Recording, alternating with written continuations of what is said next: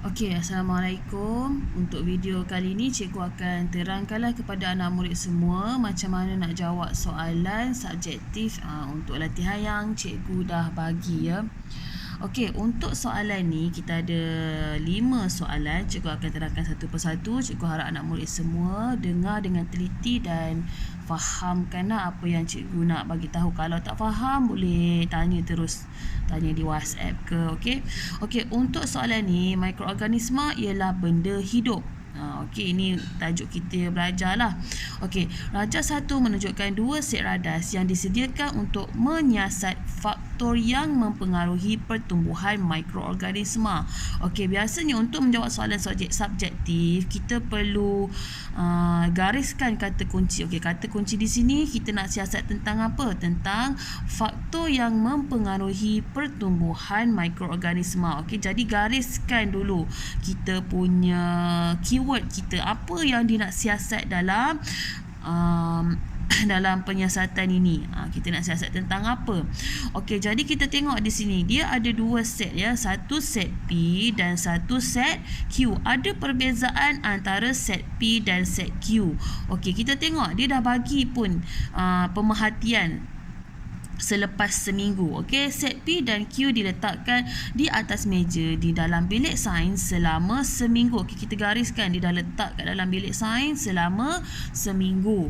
Okey, kemudian dia dah tulis terus, dia dah bagi terus pemerhatian yang dia dapat daripada penyiasatan ini. Okey, untuk set P dia kata pemerhatian dia, okey, terdapat tompok hitam tekstur lembik. Maksudnya betik ni ada tompok hitam, betik P ni, kita tengok betik P ada tompok hitam dan tekstur dia lembik.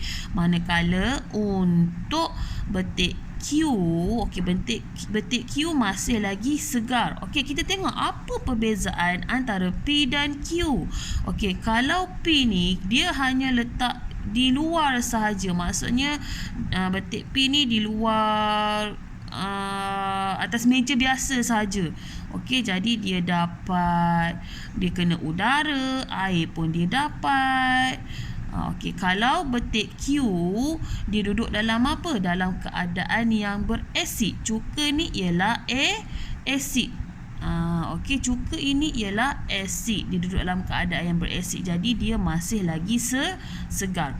Okey, so untuk soalan 1, berikan inference bagi pemerhatian yang ditunjukkan dalam jadual 1. Okey, dia tanya berkenaan dengan inference. Bila dia tanya berkenaan dengan inference ni ialah sebab bagi pemerhatian. Kenapa berlakunya tompok hitam ni? Kenapa tekstur P ni dia lembik, ada tompok hitam? So, kita perlu bagi tahu inference dia, sebab akibat. Okey, sebab apa berlakunya tompok hitam ataupun tekstur lembik. Okey, kalau untuk betik P, so jawapan dia apa? Sebab apa berlakunya? Dia mesti ada kaitan dengan apa yang kita belajar. Apa yang kita belajar? Mikroorganisma. So sebab apa ada tompok hitam? Sebab mikroorganisma ni dia bertumbuh. Awak dah belajar dah kan, mikroorganisma dia bertumbuh. So awak tulis di sini jawapan dia mikroorganisma bertumbuh pada betik P. Okey, sebab dia duduk dekat dalam bilik sains yang tak ada apa-apa, tak direndam dengan cuka. Jadi mikroorganisma senang untuk bertumbuh. Okey, untuk betik Q, kenapa dia masih lagi segar? Berlawananlah dengan kita punya inference untuk betik P. Sebab apa? Sebab tiada pertumbuhan mikroorganisma. Itu inference. Inference ni ialah sebab kenapa berlakunya sesuatu yang kita perhatikan. Okey, dapat? Okey, dah habis untuk soalan A. Kita tengok soalan B. Soalan B ni pula dia tanya, okey, berikan alasan bagi inference kamu tentang betik Q. Okey, tadi kita dah bagi inference betik Q betik Q ni tiada pertumbuhan mikroorganisma. Ialah sebab dia masih lagi segar. So kita tengok pada keadaan betik Q ni. Tengok betik Q. Dia duduk dalam apa? Dia duduk dalam cuka. Kalau awak dah tonton video yang cikgu bagi, untuk mikroorganisma ni dia membiak. Okey, dia perlukan faktor yang mempengaruhi lah pertumbuhan mikroorganisma ni. Okey, untuk awak nak ingat senang saja, kita ingat sukan. S ni untuk apa? U ni untuk apa? K untuk apa? A untuk apa? N ni untuk apa? Okey, S ni untuk suhu. Kita ambil yang depan je. U untuk apa? Udara. K untuk apa? Keasidan. A untuk apa? Air. N untuk apa? Nutrien. Okey, so ingat sukan, ingat ini ialah faktor yang mempengaruhi pertumbuhan mikroorganisma. Kalau untuk Q ni, kalau kita tengok, dia duduk dalam keadaan yang berasid. Cuka ni ialah asid. Jadi untuk mikroorganisma, dia tak boleh duduk dalam keadaan yang berasid. Bila dia duduk dalam keadaan berasid, mikroorganisma tak boleh nak bertumbuh. Dia tak boleh nak bertumbuh kalau duduk dalam keadaan yang berasid. So, apa alasan kita untuk inference betik Q ni? Alasan kita sebab mikroorganisma tidak dapat bertumbuh dalam medium yang berasid. Kita bila nak jawab soalan macam ni, kita kena tengok apa yang kita dah belajar. Okey, kena tengok faktor dia. Sebab tu cikgu suruh awak gariskan apa yang kita nak siasat. Okey, so itu untuk B dah dapat dah untuk B.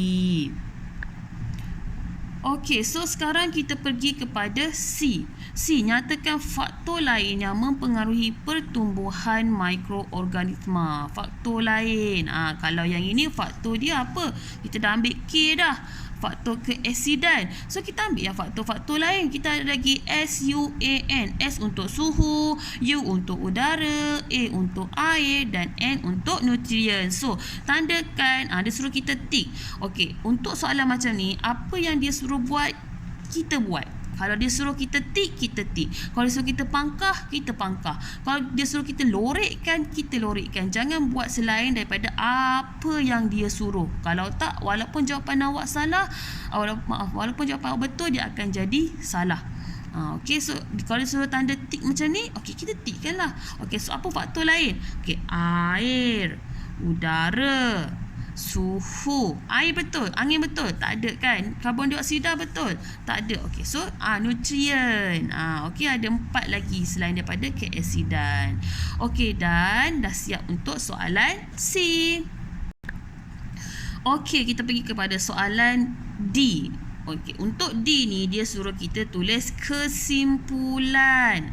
Okey, tuliskan kesimpulan bagi penyiasatan ini. Okey, kesimpulan ni biasanya apa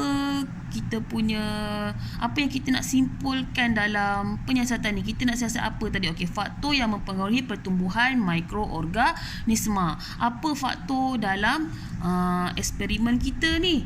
Apa faktor dia? Okey, faktor dia pasal keasidan. Mikroorganisma ni boleh tak membiak dalam keadaan yang berasid? Tak boleh. Okey, so kita tulis kat sini, mikroorganisma tak boleh bertumbuh dalam keadaan yang berasid. Okey, mikroorganisma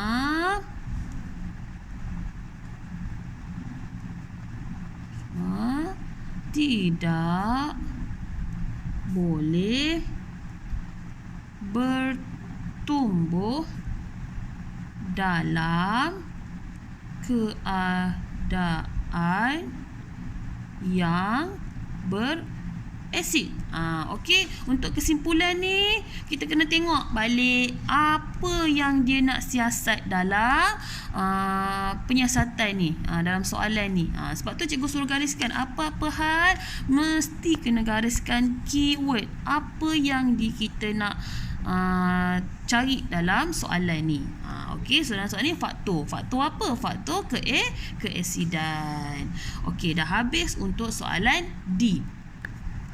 Okey, kita pergi kepada soalan yang terakhir. Soalan terakhir ni ialah tentang pemboleh ubah. Okey, pemboleh ubah macam awak dah tahu, kita ada 3 pemboleh ubah. Pemboleh ubah dimanipulasi, pemboleh ubah bergerak balas dan pemboleh ubah dimalarkan. Tapi dalam soalan ni dia nak ditanya 2 sahaja pemboleh ubah, iaitu pemboleh ubah dimanipulasi dan juga pemboleh ubah bergerak balas. Okey, untuk jawab soalan pemboleh ubah ni kita kena tengok di atas. Okey, apa maksud pemboleh ubah dimanipulasi? Pemboleh ubah dimanipulasi ni maksudnya apa yang berbeza?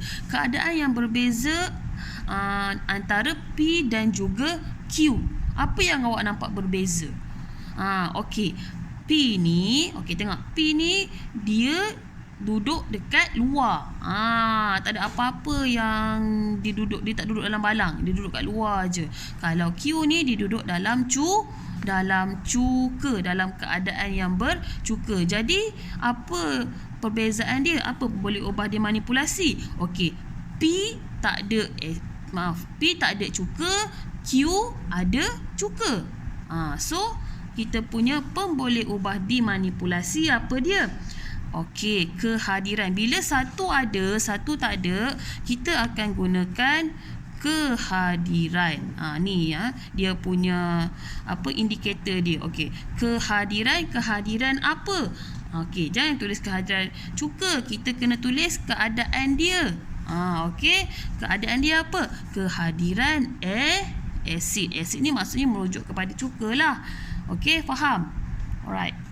Itu untuk pemboleh ubah dimanipulasi.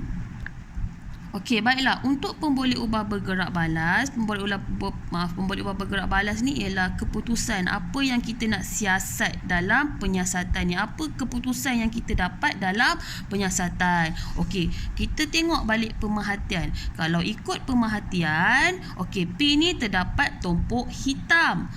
Tekstur lembik. Kalau Q ni masih segar. Ini ialah keadaan bagi P dan juga Q. Okey, keadaan dia itu maksudnya dia punya di akhir eksperimen, di akhir penyiasatan, ini yang kita dapat. Okey, so apa pemboleh ubah bergerak balas kita? Apa yang kita nak tengok? Ya, betul. Kita nak tengok P ni ada mikroorganisma bertumbuh. Q ni tak ada mikroorganisma bertumbuh. Jadi macam mana kita nak buat ayat tu? Okey, so kita boleh buat ayat macam ni. Okey, ayat dia ringkas. Biasanya untuk pemboleh ubah ni kita buat ayat ringkas sahaja. Okey, so pemboleh ubah bergerak balas kita ialah pertumbuhan mikroorganisma. Satu ditumbuhi dengan mikroorganisma, satu lagi masih lagi segar. So ini keputusan dia. Ini ialah pemboleh ubah bergerak balas dia, pertumbuhan mikroorganisma. Okey, itu sahaja daripada cikgu. Kalau masih lagi tak faham, boleh tanya dengan cikgu ya. Jangan malu, jangan segan. Cikgu okey, cikgu tak makan orang. Okey, sekian. Assalamualaikum.